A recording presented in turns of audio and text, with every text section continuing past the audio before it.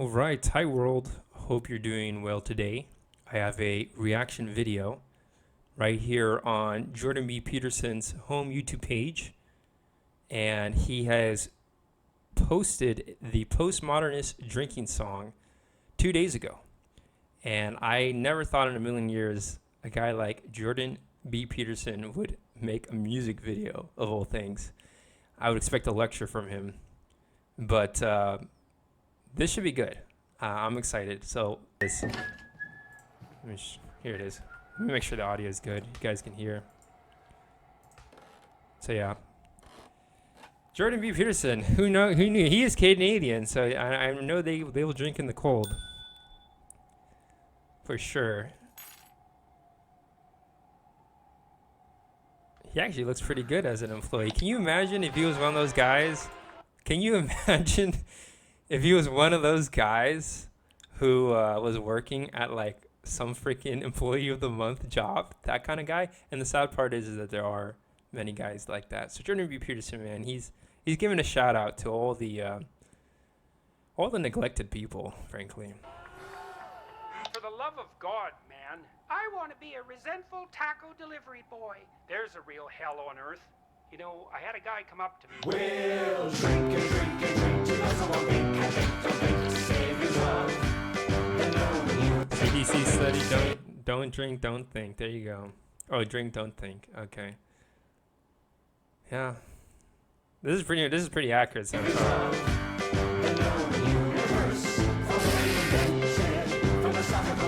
See, we're just laughing on TV. I mean, you're laughing at me, right? Watching this reaction video. Just left yourself an absolute mess. Michel Foucault was a genuine pervert, and it made him awful sad. He invented It's getting political, isn't it? philosophical doctrines designed Oh, I think this guy here I think he's the founder of postmodernism, basically. to drive us all quite mad. Critical racists now annoy us.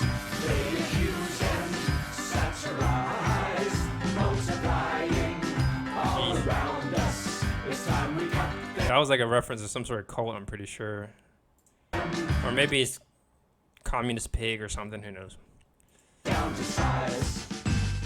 We'll drink and drink till there's no one think and think like this and saviors of the known universe. For they invented philosophical notions, deconstructive in every way.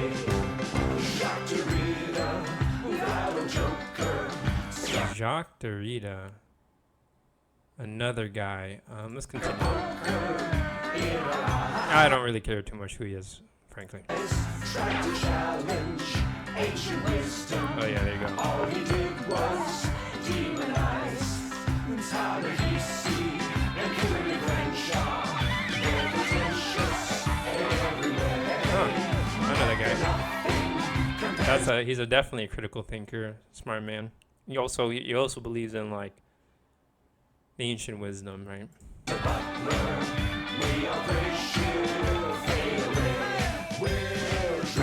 Oh, that guy. This guy too.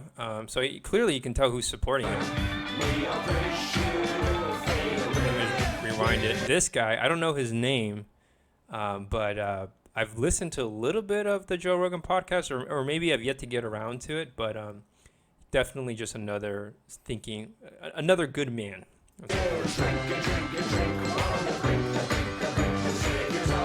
And by the way, I do think a prerequisite to being a good man is to be a strong man. I mean, how else can you be good, really, when you got so much nonsense in the world, you know? Just a lot of people who we don't have to talk about them.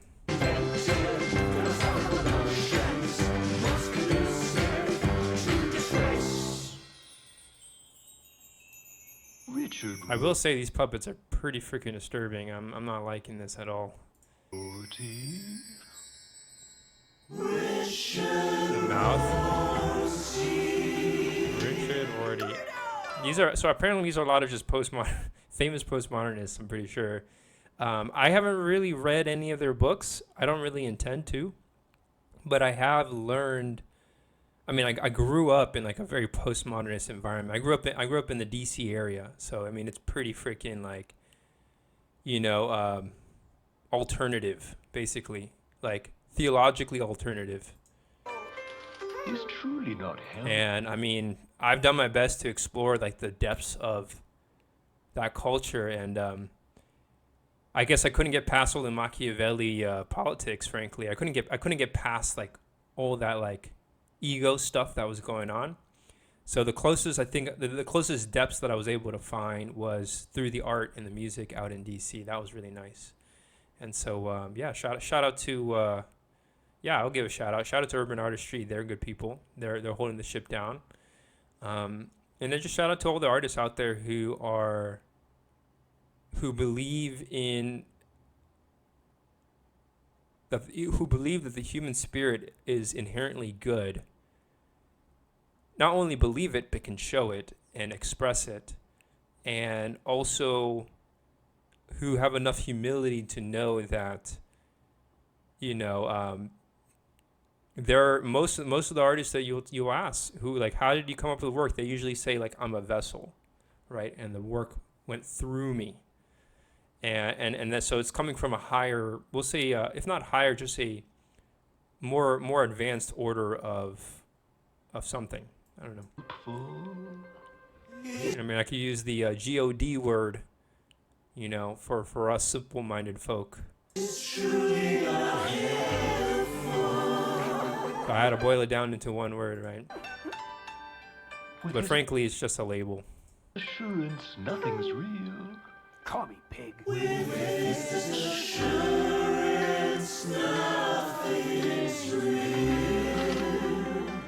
Yeah, Jordan Peterson goes all out about explaining like reality from the perspective of storytelling. His big thing is stories. What of hunger? And I mean, you look at the probably the coolest parts of humanity, and they're all packaged in the form of a really good story, right? What? So Jordan Peterson is the kind of guy who convinced me, or rather educated me, convinced me, influenced me, definitely taught me, I would say is the most accurate word, that the Bible, something like the Bible, it doesn't only have to be the Bible, although the Bible is a good one, but basically you can think of it as a book. Don't think of it as a book that's trying to tell you the past, you know, accurately necessarily, like the way a science textbook would, but think of it as the book that has withstood the test of time, meaning that despite all the wars, despite all the famines, and all the really just when shit goes bad for humanity moments, the Bible was somehow survived. And it seems like the only reason why it survived is because there were people who went out of their way to work really hard to keep that book preserved for some reason. And for some reason, they wanted the next generation to have access to that information. So, you know, I used to be the kind of kid, you know, from coming off of a philosophy class, you know, walking around, you know, DC area or Silver Spring, and then arguing with the people who had the signs of the Bible and Bible thumpers. I don't think they're necessarily 100% right either, because they're basically trying to like, also like they're trying to like break down that book. But you know, if you can approach just the information more open-mindedly, I mean maybe that is as closest to the truth as we can get. I mean, you know, unless you're the kind of person that says, why does matter matter? In which case you probably end up becoming a postmodernist or a nihilist or something like that. I think the best physicists, the best scientists are the ones who believe in something greater. So anyways. I will say so far, very weird song. It's not a good song, in my opinion, at all. Clearly this has a very political message. His shirt says the Gulag, or Theo Gulag. Interesting. Mr. Skeptic. Mr. Skeptic. A lot of skeptics. I've been a skeptic. I still When a child maybe lacks a am. meal. When a child I've been thinking too much. lacks a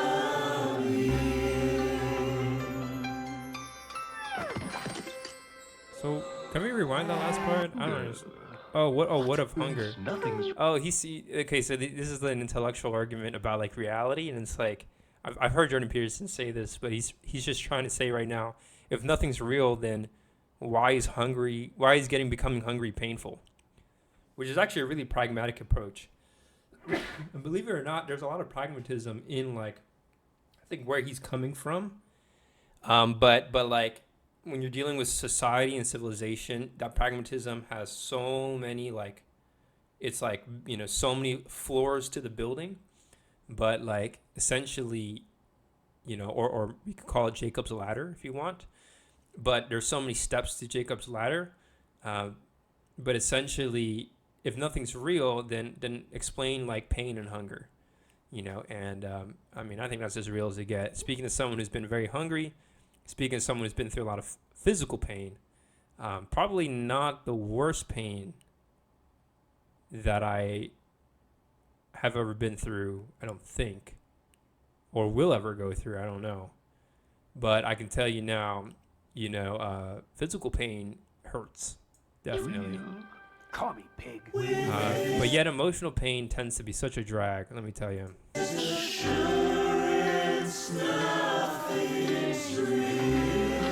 just waste your time with emotional pain. And the saddest part about emotional pain is that it's really just a figment of your imagination.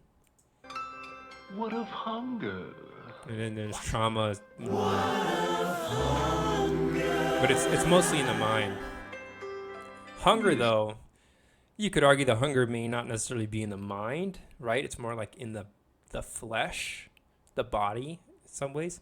But oddly enough, a lot of emotional pains are stored, I think, in the body as memories, and memories are inherently part of your like physical body. You know, like the way the brain stuff works.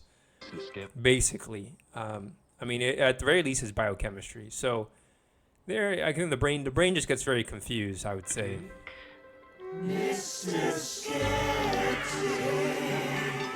About what's real and not real, especially when you've lost touch with physical pain, and then you're getting caught up in all the emotional pain of society, you know, and all just bizarre, you know, just bizarre.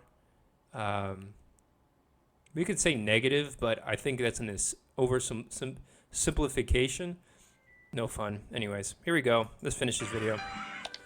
When a child lacks a meal.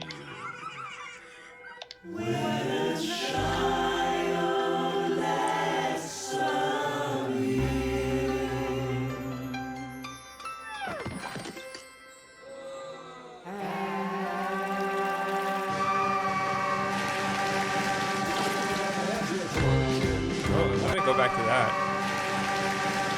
I want to see that. The People's Meatball. I think I think he means meat grinder. At least that's how it was in World War II.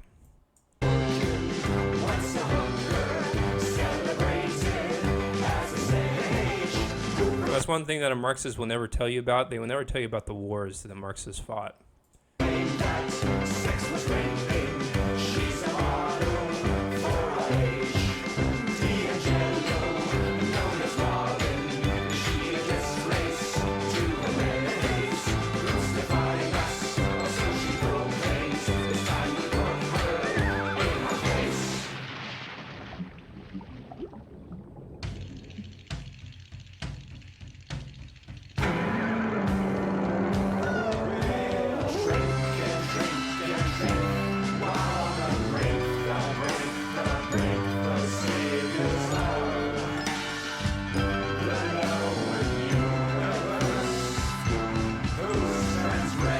Oh, yeah. He's dressing up as one of the anti-fascists.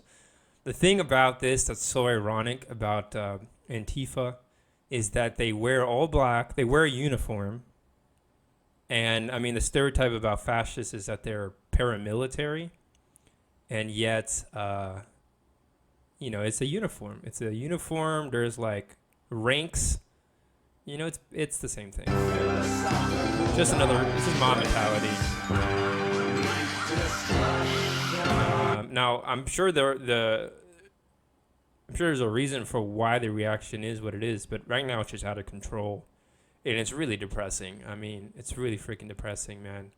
The amount of people that have turned to this to find a sense of belonging in society. Come on. That's where the West has really failed people, is actually like create a sense of belonging.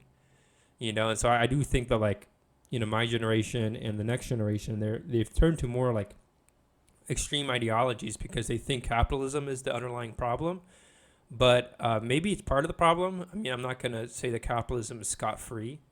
I'm in this, but the real problem is the sense of community. And I guess back in the day, capitalism worked really well when everybody was like, believing in I guess Christian faith, essentially.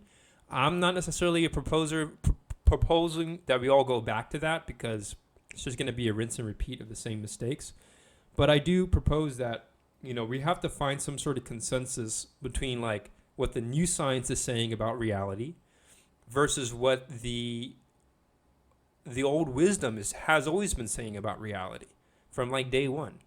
Just learning how to merge those two worlds together. I think it's still a work in progress because there's obviously contradictions in the details, but I think the easiest way to realize it is that the brightest minds, excuse me, and the most creative thinkers of society tend to be, at least the ones who seem to really make it in life, they tend to be people of good heart, and that goodness of heart comes from somewhere. Okay. I don't think it came from any of the Marxist leaders, by the way. I don't think it came from anyone who is a hater, essentially. Definitely not anyone a hater, or anyone who expresses, anyone who's just doing a bad thing to a person. Chances are, yeah, you got to be careful with them.